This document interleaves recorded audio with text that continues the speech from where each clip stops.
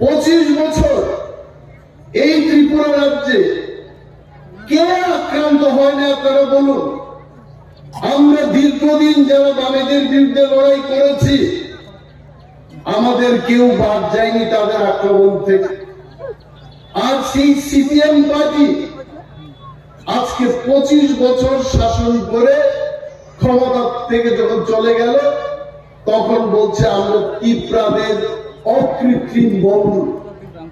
যে বাম শাসনে বহু ধনী ত্রিপুরাংশের মানুষ তারা গরিবে পরিণত হয়েছে, কৃষকদের বলেছে তারা শুধু চরম আন্দোলন করি, কৃষি কাজ করতে হবে না।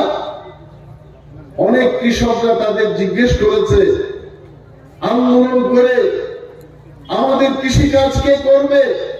বলছে কৃষি কাজের দরকার নেই, শুধু আন্দোলন করুন। ত্রিপুরার মানুষকে শুধু আন্দোলন করিয়েছে। আন্দোলনের কি অভাব ছিল? 47টা গণসংগঠন ছিল সিপিএম এর, শুধু আন্দোলন করেছে। আর এখন তারা বলছে আমাদের ভোট দিন। ত্রিপুরা মাথা করে আপনারা বিজেপিকে কেন ভোট দেবে?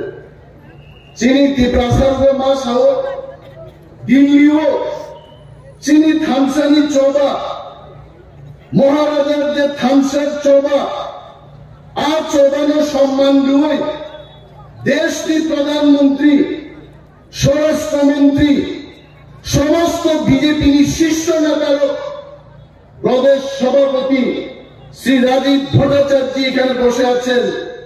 সবাই একমত হয়ে ত্রিপুরা মাথার সাথে এডিসি এলাকায় পিছিয়ে পড়া মানুষের উন্নয়নে আমরা ঐতিহাসিক চুক্তি সই করেছি এবং সেই চুক্তি মোতাবেক আমরা বিজেপি পার্টিকে ভোট দেব।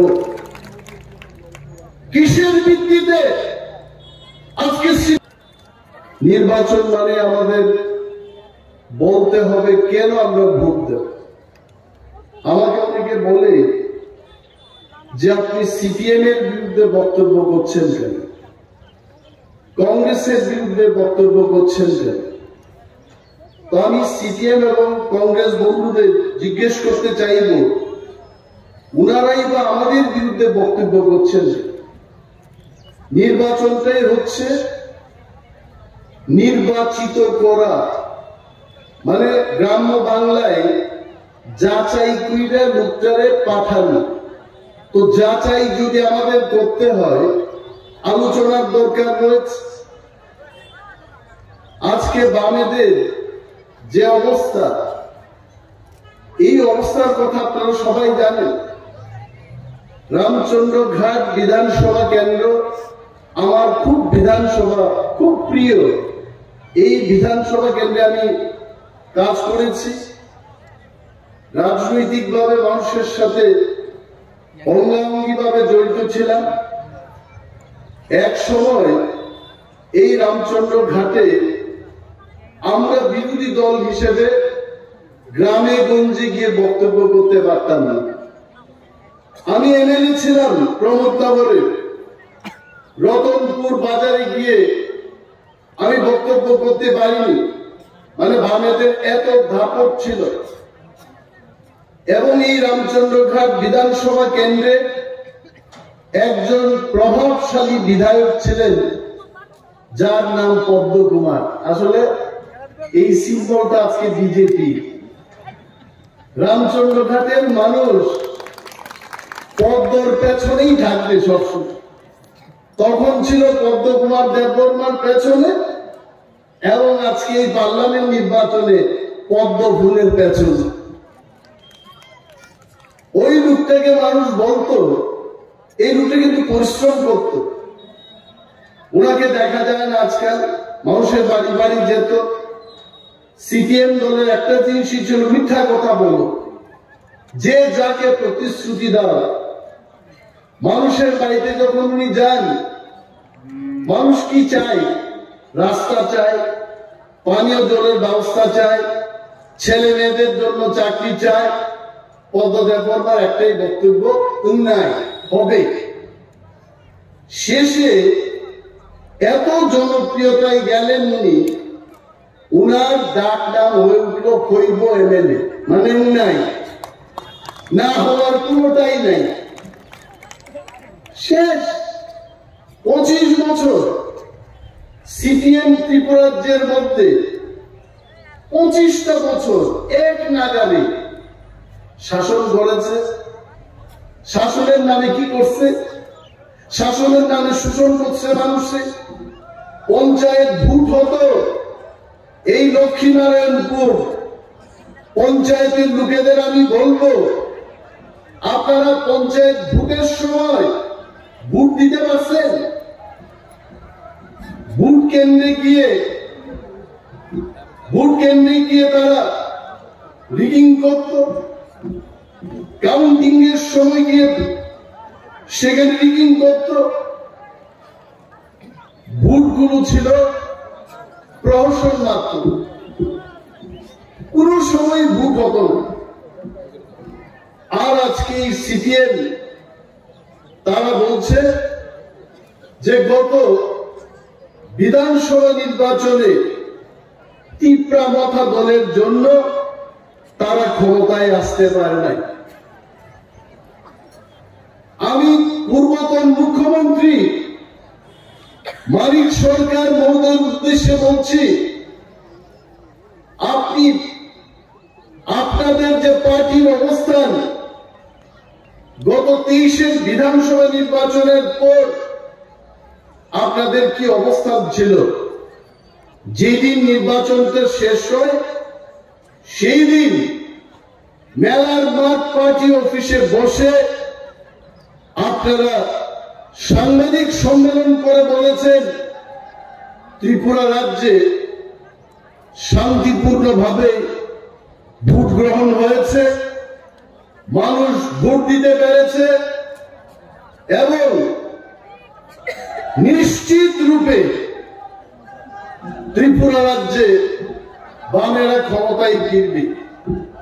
তবে আজকে আমার মনে হয় না বেশি বক্তৃতা দেওয়া দেখবে। ভাত খাওয়ার সময় টেলিফোন কলটা এলে হাত ধুয়ে যে টেলিফোন ধরি, ফিরে আর ভাত খেতে মজা লাগে না। সে যাই হোক, আমরা সবাই ব্যস্ত এবং ব্যস্ততার মধ্যেই আমাদের আসতে হয়। তো আমি বলছিলাম, যেদিন নির্বাচনটা শেষ হয় সেই দিন কিন্তু সিপিএম সাংবাদিক সম্মেলন করে বলেছে যে আমরা পুনরায় ক্ষমতায় ফিরছি এবং একক সংখ্যাগরিষ্ঠতা নিয়ে ত্রিপুরায় আমরা মন্ত্রিসভা গঠন করব। কংগ্রেস সিপিএম এর এলাই পার্টনার ছিল, কংগ্রেসের আর নাম নেই নাই, তারা বলেছে একক সংখ্যাগরিষ্ঠতা লাভ করে কমিউনিস্ট পার্টির সরকার ত্রিপুরা রাজ্যে হবে এবং রাজ্যের অনেক জায়গায় কর্মচারী সমন্বয় কমিটি, সিপিএম এর যে কর্মচারী সংগঠন, তারা চাঁদা তুলতে শুরু করেছে। বলছে যে নির্বাচনের রেজাল্ট যেই দিন বেরোবে সেই দিন আমাদের বিজয় মিছিল করতে হবে, আমরা চাঁদা তুলছি। ত্রিপুরার মধ্যে কোনো ফ্যাক্টরি ছিল না, তাদের ধারণা ছিল সারা রাজ্যে ত্রিপুরা মতো 4-5টা সিট জিতবে। কিন্তু যখন নির্বাচনের ফলাফলের দিনে বাক্সটা যখন খুলল, এই আন্তর্জাতিক দল রাজ্যের ত্রিপুরা মাথা দলের চেয়েও ছোট হয়ে গেল। বিরোধী দলনেতা হওয়ার মতো যোগ্যতাও তাদের ছিল না। এত অহংকার। আর যে নির্বাচন রেজাল্ট বেরিয়ে গেল, সিপিএম এর তারা বলছে ত্রিপুরা মাথার কারণে আমরা সরকার গঠন করতে পারিনি। আপনারা বলেন ত্রিপুরা মাথা দলটা কি সিপিএম কে বাঁচাইতে আমরা গঠন করলাম? ত্রিপুরা মাথা দলের কি কোন উদ্দেশ্য নাই? ত্রিপুরা মাথা দলের একটা লড়াই আছে, তার আন্দোলন আছে। এখন তারা বলে সিপিএম যে আপনারা তীব্রামতা দল করেন, কি করে আপনারা কত ফুলে ভোট দেবেন? আমি সিপিএম বন্ধুদের জিজ্ঞেস করব, আপনাদের ভোট দিয়ে আমাদের কি লাভ হবে? 25 বছর এই ত্রিপুরা রাজ্যে কে আক্রান্ত হয় না আপনারা বলুন? আমরা দীর্ঘদিন যারা বামেদের বিরুদ্ধে লড়াই করেছি, আমাদের কেউ বাদ যায়নি তাদের আক্রমণ থেকে। আর সেই সিপিএম পার্টি আজকে 25 বছর শাসন করে ক্ষমতা থেকে যখন চলে গেল, তখন বলছে আমরা ত্রিপুরাদের অকৃত্রিম বন্ধু। যে বাম শাসনে বহু ধনী ত্রিপুরাংশের মানুষ তারা গরিবে পরিণত হয়েছে। কৃষকদের বলেছে তারা শুধু চলুন আন্দোলন করি, কৃষি কাজ করতে হবে না। অনেক কৃষকরা তাদের জিজ্ঞেস করেছে আন্দোলন করে আমাদের কৃষি কাজ কে করবে? বলছে কৃষি কাজের দরকার নেই, শুধু আন্দোলন করুন। ত্রিপুরার মানুষকে শুধু আন্দোলন করিয়েছে। আন্দোলনের কি অভাব ছিল? 47টা গণসংগঠন ছিল সিপিএম এর, শুধু আন্দোলন করেছে। আর এখন তারা বলছে আমাদের ভোট দিন, তীব্রা মাথা করে আপনারা বিজেপি কে কেন ভোট দেবেন? চিনি তীব্রাসার মাস হোক, দিল্লি হোক, চিনি থামসানি চৌবা, মহারাজার যে থামসার চৌবা, আর চৌবানো সম্মান দুই দেশটি প্রধানমন্ত্রী, স্বরাষ্ট্রমন্ত্রী, সমস্ত বিজেপি শীর্ষ নেতার প্রদেশ সভাপতি শ্রী রাজীব ভট্টাচার্য এখানে বসে আছেন। সবাই একমত হয়ে তীব্রামতার সাথে এডিসি এলাকায় পিছিয়ে পড়া মানুষের উন্নয়নে আমরা ঐতিহাসিক চুক্তি সই করেছি এবং সেই চুক্তি মোতাবেক আমরা বিজেপি পার্টিকে ভোট দেব। কিসের ভিত্তিতে আজকে সিপিএম পার্টি কংগ্রেসকে ভোট দেবে? তাদের কোনো চুক্তি নেই। মানিক সরকার ত্রিপুরার মুখ্যমন্ত্রী যখন ছিলেন, ওনার কি বক্তব্য ছিল? এই লক্ষ্মীনারায়ণপুর পঞ্চায়েতের বহু মানুষকে, বহু কমরেডরা আপনারা গাড়িতে চেপে ওই আস্তাবলের ময়দানে যেতেন মানিক বাবুর পচা বক্তব্য শোনার জন্য। ওনার বক্তব্য একটাই ছিল, কেন্দ্রীয় সরকার বিরোধী। মানুষকে বুঝাতেন কেন্দ্রীয় সরকার টাকা দিচ্ছে না, এই রাজ্যে আমরা অনেক কিছু করতে চাই, আমরা করতে পারছি না, আমাদের আন্দোলন করতে হবে। আমি ধন্যবাদ জানাই ত্রিপুরার লক্ষ লক্ষ মানুষকে। 2018 সালে ওয়ামসা, ত্রিপ্রাসা, মুগলি, তুরক সমস্ত অংশের মানুষ এক সূত্রে ভোট দিয়ে এই মানিক সরকারের 85 টেপ রেকর্ডকে খোয়াই নদীর জলে আপনারা ফেলে দিয়েছেন এবং ওই টেপ রেকর্ড বন্ধ হয়ে গেছে। আজকে যখন এই টেপ রেকর্ডটা বন্ধ হলো, ত্রিপুরা রাজ্যে নরেন্দ্র মোদী সরকারের নেতৃত্বে আজকে ত্রিপুরায় আমরা অনেক কিছু দেখতে পাচ্ছি। আমাদের রাজ্যে একটা হাইওয়ে ছিল, অনলি ওয়ান হাইওয়ে, আজকে ত্রিপুরা রাজ্যে 5-6টা হাইওয়ে হয়েছে এবং আরো হবে।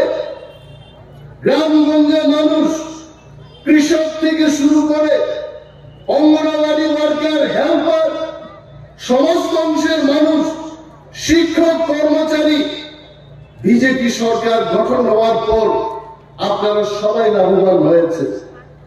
আমার পরিচিত একজন প্রধান শিক্ষক আমাকে বলছিলেন যে আগে বামেরা যখন কর্মচারীদের বেতন বাড়ানোর জন্য পে রিভিউ কমিটি করছিল, তখন মাত্র 5-6 হাজার টাকা বৃদ্ধি পাইছে এবং 2018 সালে ভারতীয় জনতা পার্টি নেতৃত্বাধীন আইপিএফটি এবং বিজেপির যখন সরকার হলো, পে কমিশন গঠন করে যখন বেতনটা দিল, প্রত্যেক কর্মচারী, ওই প্রধান শিক্ষক মহোদয় বলছিলেন 12-14 হাজার টাকা করে তাদের বৃদ্ধি হয়েছে। এবং উনি আগরতলা শহরে দোতলা বাড়ি নির্মাণ করতে পেরেছেন, কারণ ব্যাংক তাদেরকে ঋণ নেওয়ার জন্য মোটা অঙ্কের ঋণ দিয়েছে ওই বেতনটা দেখে। আর বামেরা কি করতো? বামেরা তো মিথ্যা কথা বলতো। কৃষক শ্রমিকদের বুঝাইতো কর্মচারীর বেতন বৃদ্ধি কইরা ত্রিপুরা রাজ্যের উন্নয়নের টাকা এটা কমে গেছে গা, সেই কারণে আপনাদের উন্নয়ন করতে পারতাছি না।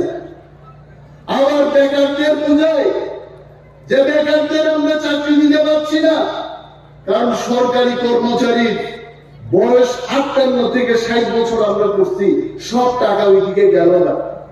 আরো মিথ্যা কথা কইতো, উপজাতিদের কইতো বাংলাদেশ থেকে বাঙালিরা আইতে আইতে আজকে উপজাতিরা আপনাদের অস্তিত্ব সংকটে।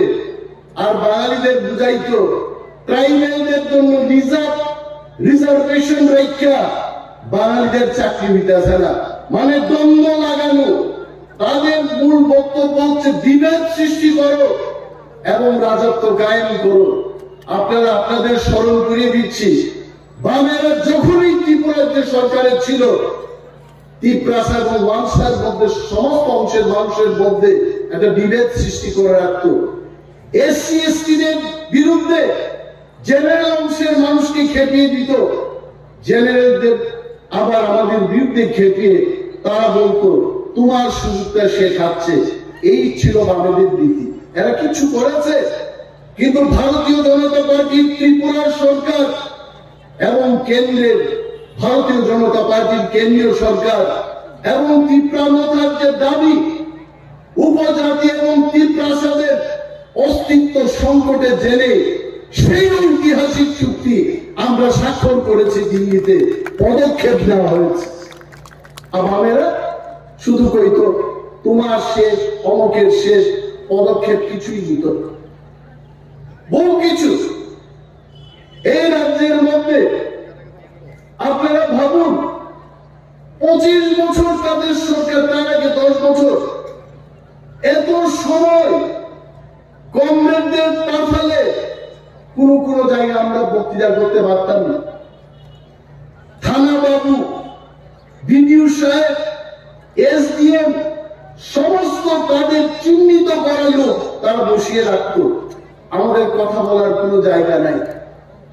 আজকে আমরা গর্বের সাথে বলতে পারি যে ওয়াংসা, ত্রিপ্রাসার সমস্ত অংশের মানুষ স্বাধীন ভারতবর্ষে বুক ফুলিয়ে আমরা আজকে বাঁচতে পারি এই ত্রিপুরাজ্যে, যার মতো অধিকার নিয়ে আমরা থাকবো। এইটাই তো শ্রেষ্ঠ ভারত, এক ভারত, এইটাই তো শ্রেষ্ঠ ত্রিপুরার কথা। এই যে প্রতিশ্রুতি, মোদিজি কি বলে, মোদি হ্যাঁ তো মুমকিন হ্যাঁ, মোদি হ্যাঁ তো মুমকিন হবে না। মোদি যে আমার মনে আছে 2014 সালে যখন ক্ষমতায় ঠিক আসার আগে উনি বক্তৃতা করতেন, ভারতের কোনায় সমস্ত অংশের মানুষের সাথে দেখা করে তাদের সমস্যাগুলো উনি তুলে ধরেছেন এবং উনি কথা দিয়েছিলেন আমি মানুষের ঘরে ঘরে কেন্দ্রীয় সরকারের প্রকল্পগুলো আমি নিয়ে যাব এবং সুশাসন গড়ে তুলব। এবং তার নিরিখে আজকে যে সমস্ত স্কিমগুলো হচ্ছে, কে সেই সুযোগ পাচ্ছে না? কৃষক, গর্ভবতী মহিলারা, সাধারণ যুববন্ধু যার ব্যবসা করতে চায়, স্টার্ট আপ কোম্পানি, সমস্ত কিছু সুযোগ সুবিধা ভারতবর্ষ শুরু হয়েছে। এবং এইবার মোদীজি বলছেন যে আমাদের টার্গেট 2047 সালকে দেখুন, 1 বছর 2 বছর দেখলে হবে না, ভারতবর্ষকে পৃথিবীর শ্রেষ্ঠতম দেশ করতে হবে এবং 2047-এর দিকে আমাদের দেখতে হবে। আমি যদি ভুল না বলি, কেন বলছে মোদীজি বলছেন আপকি বার 400 পার, এটা সাধারণ মানের কথা না, এইবার 400 পেরিয়ে যাবে, বামেদের কোথাও স্থান থাকবে না।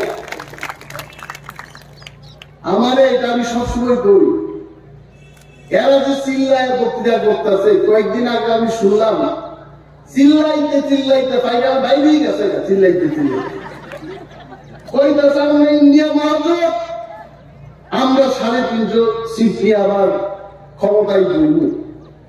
আমি কই ভারতবর্ষটা কি চীন তিন রাশিয়া টাশিয়া নিয়ে ঘুরতে এতগুলো সিট আইব কই? বিজেপির সরকার রাজস্থানে, মধ্যপ্রদেশে, ছত্তিশগড়ে,